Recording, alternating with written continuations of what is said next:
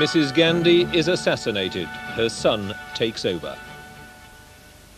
Good evening. Indira Gandhi, ruler of the world's largest democracy, died today, shot down by two of her own bodyguards. They were Sikhs taking revenge for the invasion of their temple in June. And tonight mobs of Hindus have been attacking Sikhs in cities throughout the subcontinent. Within hours of the assassination, the country had a new Prime Minister, Mrs. Gandhi's son Rajiv. This was how India first heard the news of the murder. We regret to announce the death of the Prime Minister, Mrs. Indira Gandhi.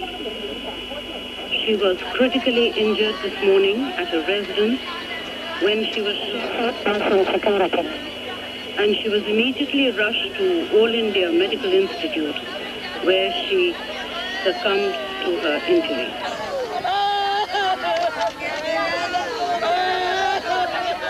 Nine hours later, Rajiv Gandhi was being sworn in as Prime Minister, just 39 years old, a former airline pilot thrust into politics when his brother was killed. He's never held a cabinet post. He now has to hold the party and the country together. But already tonight, the tensions between the majority Hindus and the Sikh community are spilling over into violence. Buses have been burned and Sikhs attacked, and many have gone into hiding. Mrs. Gandhi had never cared much for her personal safety.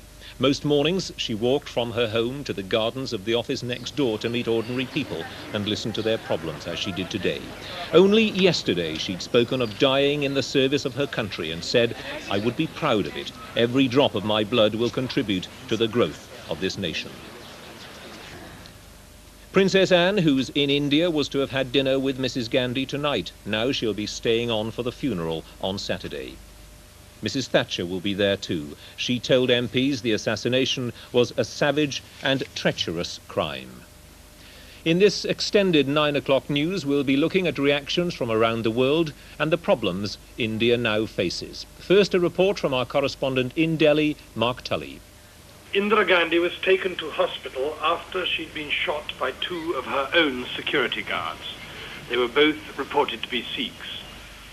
One fired a Stern gun at Mrs. Gandhi at point-blank range as she was walking through her garden.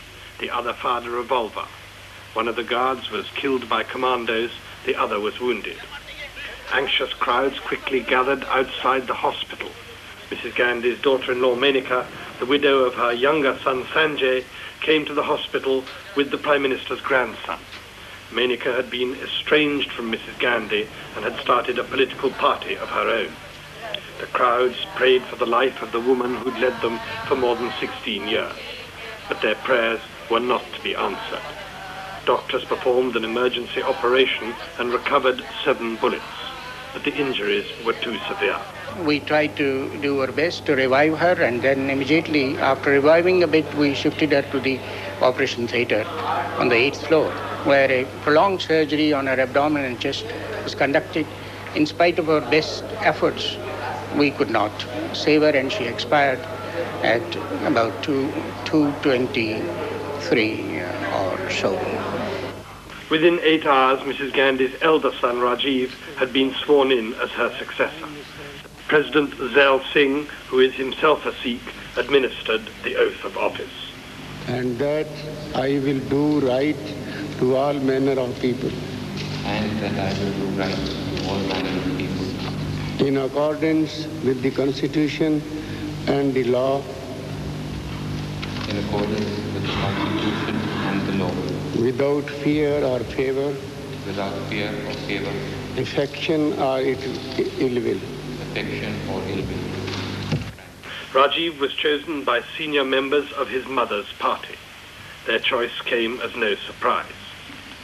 Rajiv Gandhi inherits the Nehru mantle in troubled times. The Punjab is still disturbed after the army action in the Golden Temple. Regional pressures are building up in other states too. Relations with neighboring Pakistan are at a very low ebb, and a general election is due. Rajiv Gandhi faces a truly formidable task. It was only his mother who held the party and the government together. For 19 long years, she dominated Indian politics. Rajiv Gandhi does not have the advantage of experience, but he does have the magic of the Nehru name. Special security measures have been imposed in the capital, Delhi. Meetings have been banned, and people have been told that they cannot gather in groups of more than 4. Angry crowds have already attacked Sikhs and burnt buses. They shouted slogans against the Sikh independence movement. There's been violence in other Indian cities too. India is a land of strong feelings between communities, feelings which can easily take an ugly turn. There are large numbers of Sikhs in the army and in the police. If the Sikh community is alienated, India could face a grave threat to its internal and external security. Rajiv Gandhi's first task is to prevent that. Shortly after taking office, he broadcast to the nation. This is a moment of profound grief. The foremost need now is to maintain our balance. We can and must face this tragic ordeal with fortitude, courage, and wisdom. We should remain calm and exercise the maximum restraint. We should not let our emotions get the better of us, because passion would cloud judgment.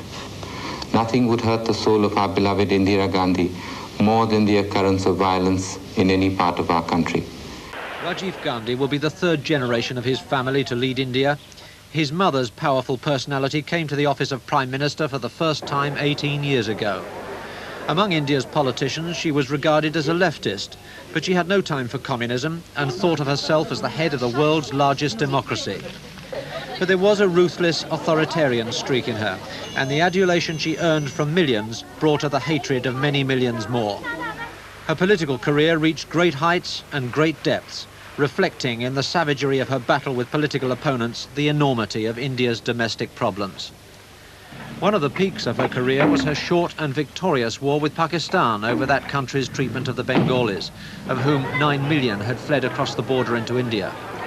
In 2 weeks, the invading Indian army had occupied the whole of the disputed territory, out of which the new independent state of Bangladesh emerged under India's patronage. But Indira Gandhi then walked into a determined legal assault from her political opponents. She was found guilty of corrupt election practice and banned from holding elected office for 6 years. Her reply, amid mounting violence, was to declare a state of emergency, suspend parliament, impose censorship and arrest hundreds of leaders of opposition parties, as well as some dissidents in her own. Still protesting her commitment to democracy, she tightened her grip on the country, postponing promised elections and extending the state of emergency as her son Sanjay's program of sterilization and slum clearance led to still more violence. Then, with misplaced confidence, she called an election and lost it. Once again, she was accused of corruption and subverting democracy. But even as she defied her accusers, refusing to cooperate with a commission of inquiry, her return to power was underway, and by 1980 she was back again as Prime Minister. But the extremes of Indian politics did not deprive Mrs. Gandhi of the reputation of a wise, skillful and courageous leader. And despite the excesses of her office, she maintained a respectful and workmanlike relationship with many other nations. Nonetheless, the crisis that was to be her last was born once again in the labyrinths of India's religious and ethnic hatreds.